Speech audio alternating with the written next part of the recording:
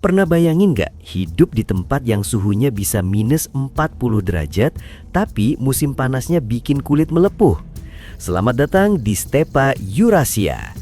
Di sini alam itu ibu yang kejam. Pilihannya cuma dua, jadi kuat atau jadi mayat beku. Inilah yang ngebentuk mental baja orang-orang Mongol. Bayi Mongol itu belajar naik kuda sebelum mereka bisa jalan lancar. Kaki mereka sampai melengkung saking seringnya di atas puntung kuda. Udah kayak centaur. Mereka bukan cuma pasukan, mereka itu mesin perang yang lahir dari kerasnya alam. Tapi sebelum bersatu, mereka cuma suku-suku yang hobi berantem. Ada legenda kalau Temujin lahir sambil genggam gumpalan darah hitam. Katanya sih, itu tanda dia bakal jadi penumpah darah hebat di masa depan. Hidupnya nggak langsung enak. Pas kecil, bapaknya diracun. Sukunya kabur dan dia harus makan tikus tanah buat bertahan hidup bareng ibunya. Tapi Temujin ini cerdas. Dia mulai ngumpulin aliansi, ngalahin rivalnya satu-satu, sampai akhirnya semua suku tunduk di bawah satu bendera. Tahun 1206, dia dapat gelar Genghis Khan alias penguasa semesta. Disinilah badai Mongol resmi dimulai dan siap ngeguncang dunia. Dulu di Mongol, kalau mau jadi bos harus anak pejabat. Genghis Khan bilang nggak asik. Dia ganti sistemnya jadi meritokrasi. Siapa yang hebat, dia yang naik jabatan. Dia juga bikin sistem militer super rapi pakai angka desimal. Unit terkecilnya 10 orang, disebut Arban. Mereka ini udah kayak saudara hidup mati. Disiplinnya nggak main-main. Kalau ada satu orang kabur, satu unitnya bisa kena hukuman mati. Makanya nggak ada yang berani berkhianat. Bonusnya juga gede.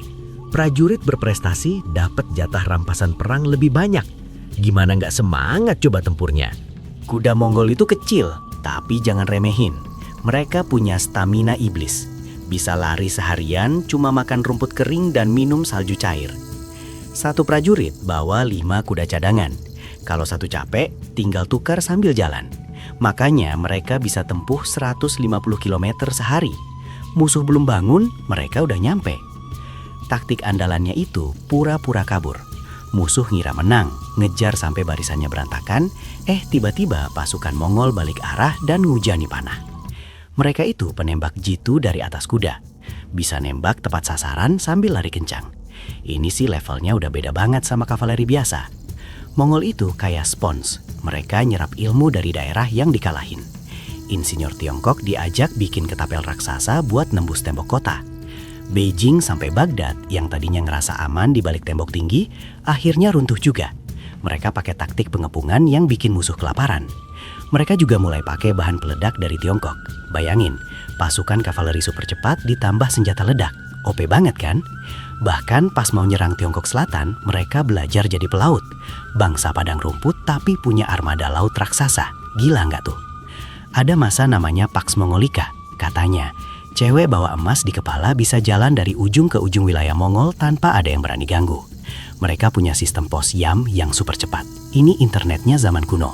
Pesan ribuan kilo bisa nyampe dalam hitungan minggu.